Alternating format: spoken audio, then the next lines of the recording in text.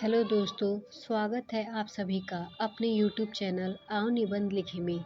आज का टॉपिक है पंडित जवाहरलाल नेहरू। तो वीडियो शुरू करते हैं। नेहरू का शुरुआती जीवन और बचपन। देश के प्रसिद्ध स्वतंत्रता सेनानी पंडित जवाहरलाल नेहरू का जन्म 14 नवंबर 1889 को इलाहाबाद आधिकारिक रूप में प्रयागराज में हुआ था। इनके पिता मोतीलाल नेहरू जाने माने बैरिस्टर थे और उनकी मां का नाम स्वरूप रानी था। नेहरू जी का पूरा परिवार कश्मीरी पंडित समाज से ताल्लुक रखता था। 13 वर्ष की उम्र तक जवाहरलाल नेहरू ने घर पर रहकर हिंदी, अंग्रेजी तथा संस्कृत भाषा का ज्ञान प्राप्त किया। साल 1905 में नेहरू जी ने हैरो, इंग्लैंड के प्रसिद्ध स्कूल में अपनी शिक्षा हासिल की। 1907 के अक्टूबर में उन्होंने प्राकृतिक विज्ञान में ऑनर्स डिग्री का कोर्स करने के लिए ट्रिनिटी कॉलेज, कैम्ब्रिज में एडमिशन लिया था।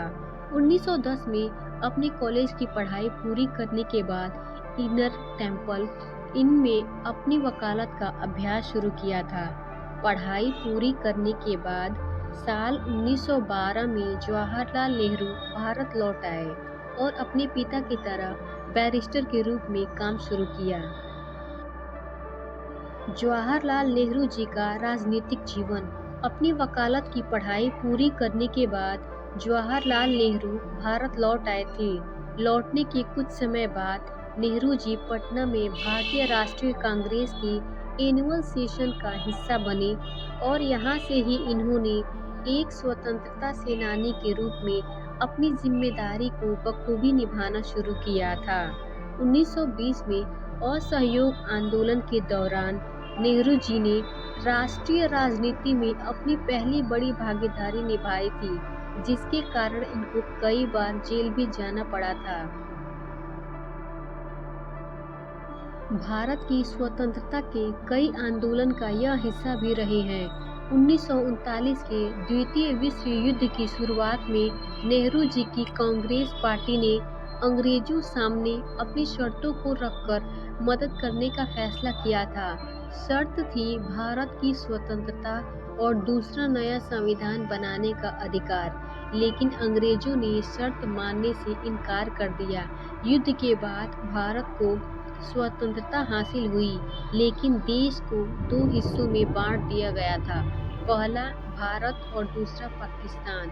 इसी दौरान पंडित जवाहरलाल नेहरू देश के पहले प्रधानमंत्री चुने गए थे। जवाहरलाल नेहरू जी की मृत्यु। पंडित जवाहरलाल नेहरू की मृत्यु 27 मई 1964 को दिल का दौरा पड़ने से हुई थी। मृत्यु के समय नेहरू जी उम्र 74 साल थी।